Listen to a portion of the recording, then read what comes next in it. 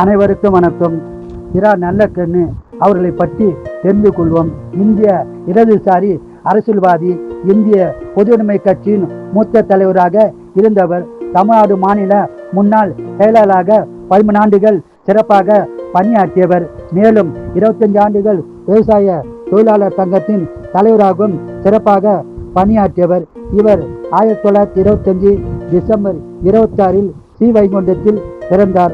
அன்றைக்கு ஸ்ரீவைகுண்டமானது திருநெல்வேலி மாவட்டத்தில் இருந்தது.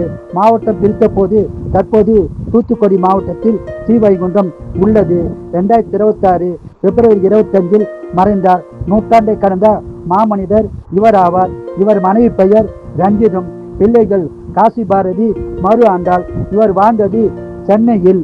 தனது 18 வயதில் இந்திய கம்யூனிஸ்ட் கட்சியில் தன்னை இணைத்து கொண்டு மக்களுக்காக அரும்பாடு பட்ட மாபெரும் தலைவர் இவர். ஸ்ரீகொண்டம் பகுதியில் 2000 நெல் மூட்டைகள் பதுக்கி வைத்திருப்பதை கண்டுபிடித்து ஜனசக்தி நாளிதழில் எழுதினார்.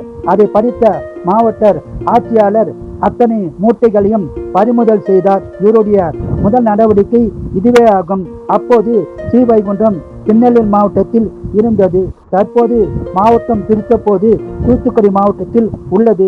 மக்களுக்காக முழு நேரமும் உரைத்த நல்ல மனிதர் நல்லக்கண்ணு ஆவார். அப்பாவிடம் சொல்லாமல் வீட்டை விட்டு வெளியேறிய சமயம் கம்யூனிஸ்ட் கட்சிக்கு தடை விதிக்கப்பட்டிருந்த சமயமாகும். நெல்லை சதி வழக்கில் கைது செய்யப்பட்டு 7 ஆண்டுகள் இருட்டறையில் சிறைவாசம் செய்தார். விடுதலை பற்றி வெளியே வந்த போது நாடு சுதந்திரம் அடைந்திருந்தது. அன்று தொடங்கிய அரசியல் பயணம் தனது இறுதி மூச்சு வரை தொடர்ந்தது. இவருடைய 80வது வயது பிறந்த நாளில் இவருக்கு கட்சி சார்பில் 1 கோடி ரூபாய் வசூலித்து கொடுக்கப்பட்டது.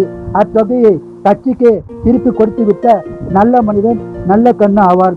தமிழக அரசு சார்பில் இவருக்கு அம்பேத்கர் விருது கொடுத்து 1 லட்சம் பணமுடிப்பும் வழங்கியது. அதில் பாதியை கட்சிக்கும் மீதியை விவசாய தொழிலாளருக்கும் அளித்துவிட்ட நல்ல மனிதர் நல்லக்கண்ணு ஆவார். ஜாதி அநீதிக்காக எதிராக தொடர்ந்து போராடியவர். இவர் பெற்ற விருதுகளை பற்றி பார்ப்போம். நல்லக்கண்ணு அவர்களுக்கு தமிழக அரசு ஆளுநராக இருந்த சுத்தினி பர்னாலாவிடம் இருந்து சகா யோகி விருது 2007 கொடுக்கப்பட்டு கௌரவிக்கப்பட்டார். அதே ஆண்டு தமிழக அரசின் சார்பில் அம்பேத்கர் விருது வழங்கி கௌரவிக்கப்பட்டார். 2008 அகில இந்திய மகாத்மா காந்தி சமூக நல மன்றத்தின் சார்பில் சமூக சேவைக்காக காந்தி விருது வழங்கி கௌரவிக்கப்பட்டார். 2009 மாவட்ட ஏற்பாளர் சங்கத்தின் சார்பில் ஜீவா விருது வழங்கி கௌரவிக்கப்பட்டார். 2022 தகைசால் தமிழ் விருது வழங்கப்பட்டு கௌரவிக்கப்பட்டார். இவர் 1999 கோயம்புத்தூர் மக்களவை தொகுதி உறுப்பினராக தேர்ந்தெடுக்கப்பட்டு மக்களுக்காக அருப்பணி ஆற்றினார். இத்தகைய சிறப்பு பெற்ற நல்லக்கண்ணு அவர்களின் பற்றி கூறுவதில் பெருமிதமும் கொள்கிறேன். வாழ்க அவர் புகழ், வளர்க அவர் பெயர்.